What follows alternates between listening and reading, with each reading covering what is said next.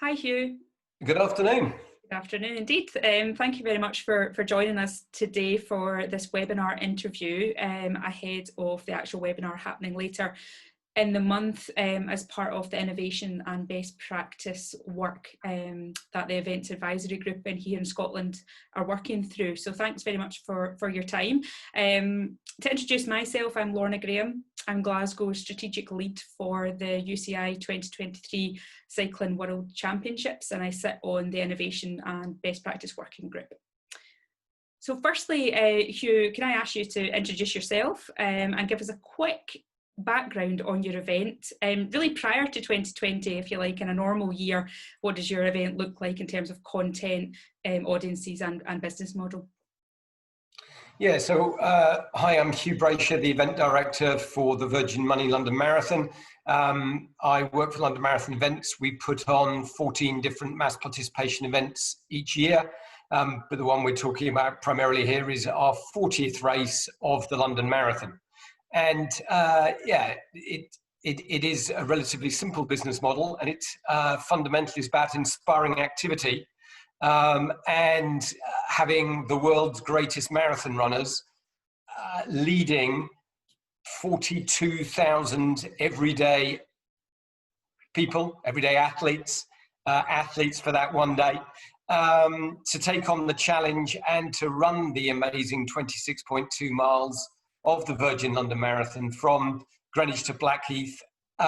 From starting from Greenwich and Blackheath, but finishing on the Mall, and be supported on that journey in a normal time by 750,000 people lining the route, who create the most incredible atmosphere that for the likes of Andy Murray on the centre court of Wimbledon, or Harry Kane at Wembley, where you've got the crowd cheering your name, is something that they probably understand. But for us everyday people, it is something that we will probably never get in our life, where tens of thousands of people, if we put our name on our chest, will be shouting our name, willing us, wanting us to be successful, willing us on every step of the way, and creating a quite emotional experience in something that is fundamentally pretty hard, which is running 26.2 miles. And for many people, it is one of the best days of their lives, and that can include many people's marriages, surprisingly enough, or having kids. So that's what the London Marathon has been about. And, you know, it started with, 39 years ago with 6,500 people roughly starting that journey, and is now it is the world's largest annual one-day fundraising event. In 2019, over £66 million was raised for good causes by the 42,000 odd runners. And really what we do is transmit the event around the world, 198 countries, I think.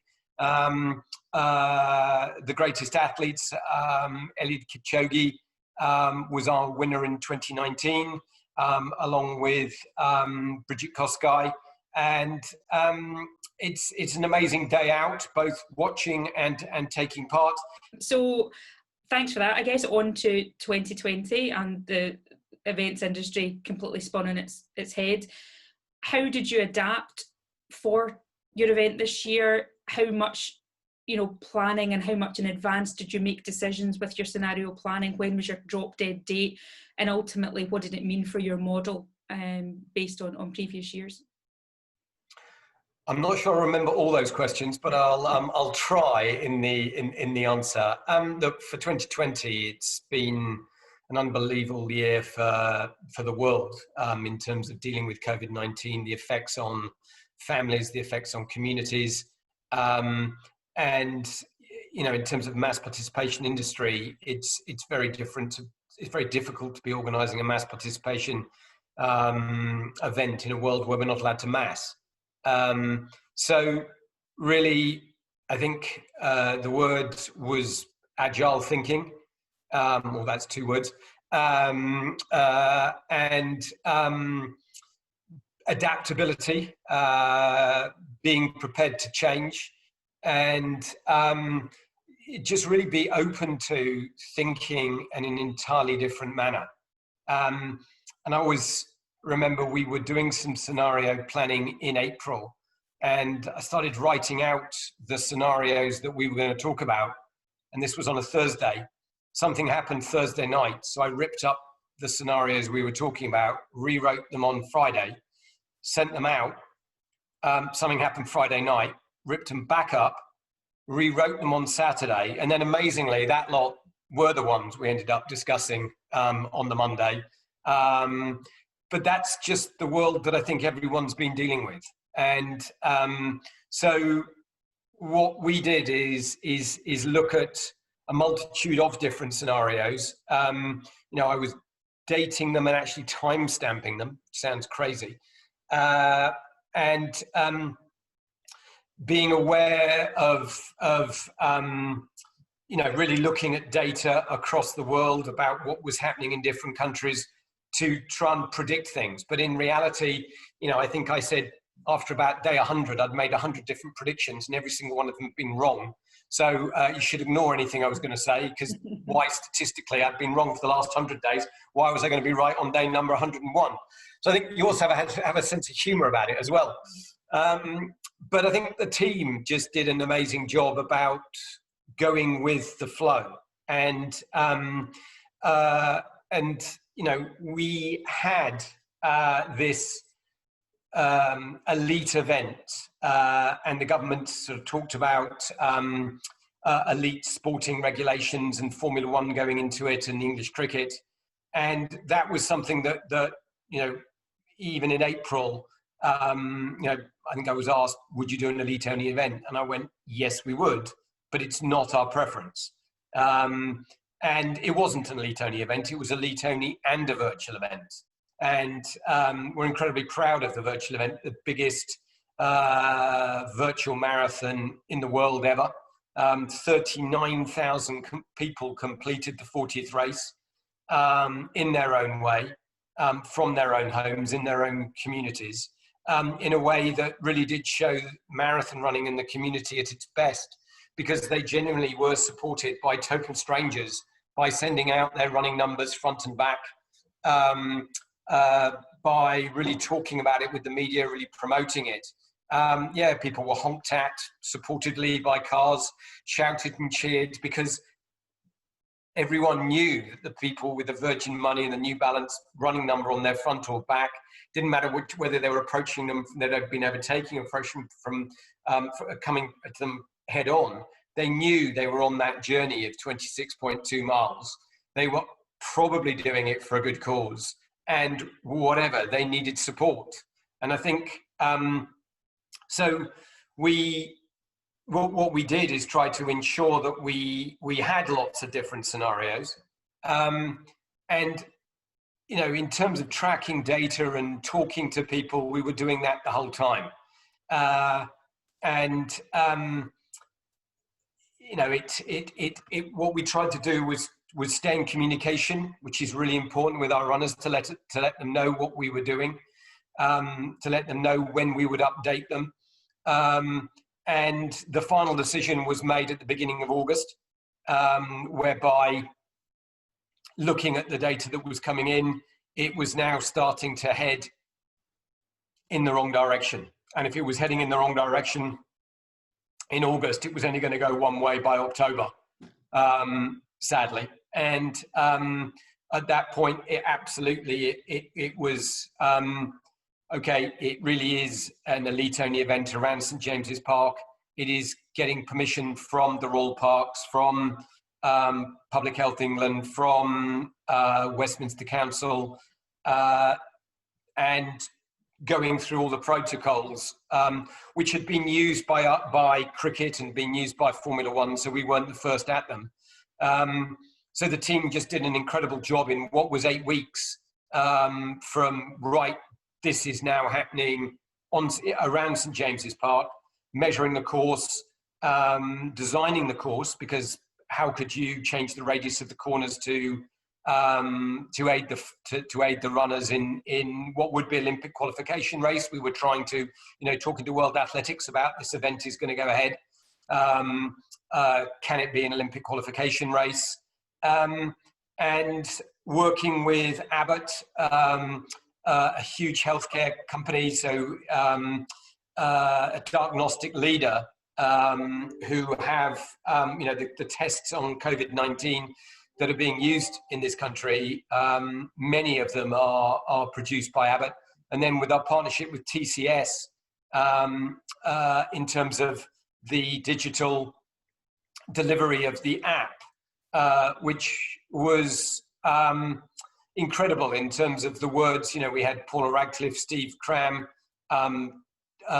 we had crowds, from recordings we'd made of the event in 2017, putting that together, TCS delivering it in that way, and a huge amount of work in that 8 weeks to take what was the app for the 40th race to this new app for the 40th race was just amazing.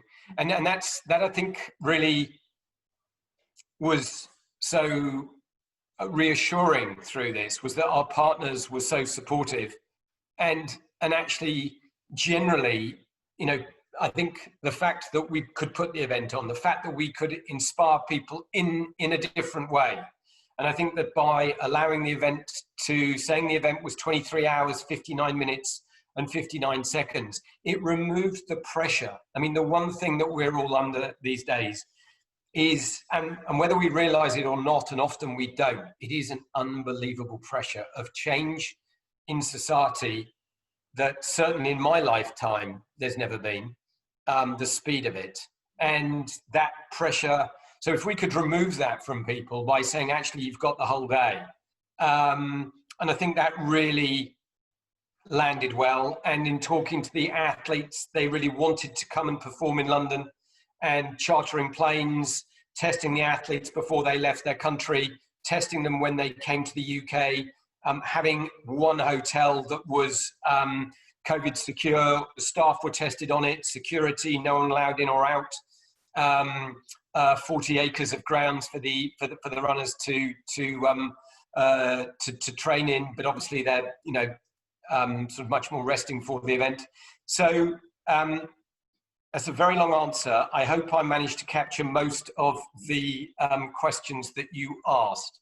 You definitely did. I think I read somewhere as well that a couple who were planning on running the race actually started at midnight. They were that excited to start. So when you talk about fitting it into people's timelines, that was really interesting.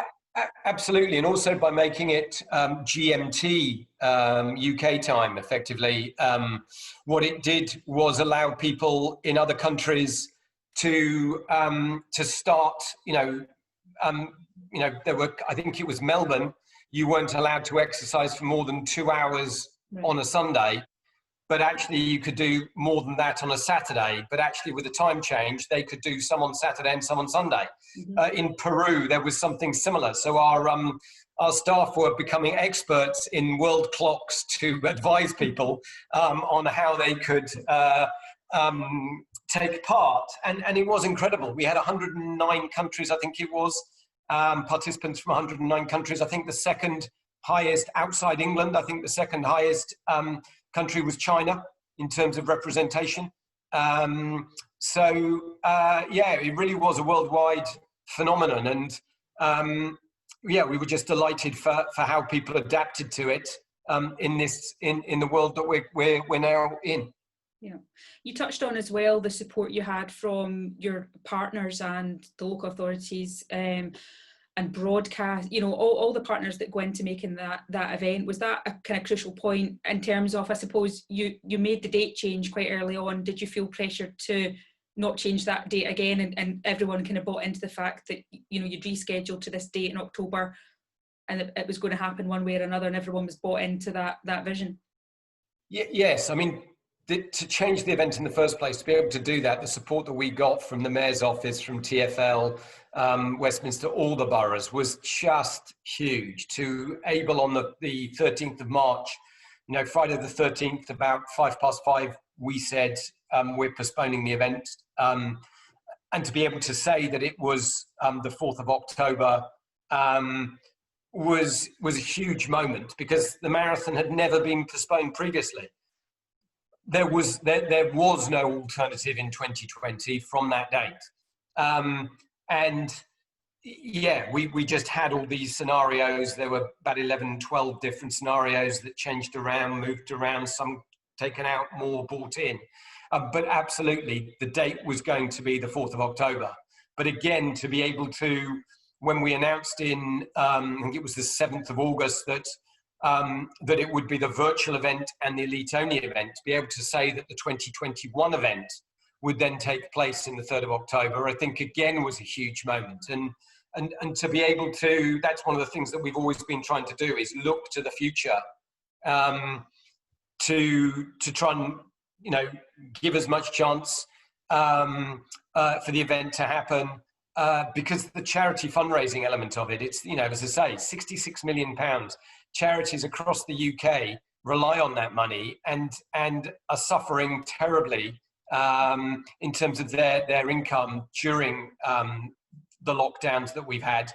And so everything that we could try and do to help them was what we did, which was one of the things we launched the 2.6 challenge with other mass participation organisers and raised £11.5 million, or people raised that money through that pivot. So it all the way through this, you've really just got to think agilely and try and think far enough ahead. Yeah. And what would you say the main challenges from going from, you know, a traditional event concept, you know, and you'd adapted that to be able to run the elite race and the kind of biosecure measures you put in, and balancing that with that hybrid model and the digital and the content that went around the mass participation element of it, in terms of the team and how they split their time, or how they focused on both? How did you manage the challenges around that really adapted event model? Yeah, I mean, obviously it was the first time it had been done on that level. And, you know, the support from the BBC, in terms of, we had 8 hours and 20 minutes of coverage covering the men, the women, the wheelchairs, and people doing the event in virtual reality. I mean, not doing it in virtual reality, they're doing it in reality, but they're doing it from around Britain and around the world. And they were using technology in different ways to adapt to that. And I think you know, what did we do internally is we had operational teams that were dealing with the elite event, and we had digital teams and customer service teams that were dealing with the virtual event, so to speak. And then we had sort of the press media teams who were dealing with both. And so it was difficult, but as I say, that just the way that the team adapted, and the fact that they were all doing it remotely from their home, it's all done through Microsoft Teams calls, again, just as a testament to their versatility, and just how much they also wanted the event to happen. And I don't think, you know, it's very difficult to go, well, is this going to work? But I think, you know, if you have the passion, you have the belief, you will make it work. And I think that's absolutely what the team did. And it was incredible to have achieved that, to have got that number of people, to still have raised so much money. I mean, we don't know how much yet, but it will be over 40 million will have been raised for good causes, in a time that no other ABBA World Marathon major race had gone on. And to get that number of people involved, I think is just an incredible testament to their work and their versatility. Yeah, for sure. In terms of that planning and with the team obviously working remotely and trying to come up with new concepts all the time and change to different restrictions, what do you think, you know, you've learned that the other event organisers could lean on in terms of that process?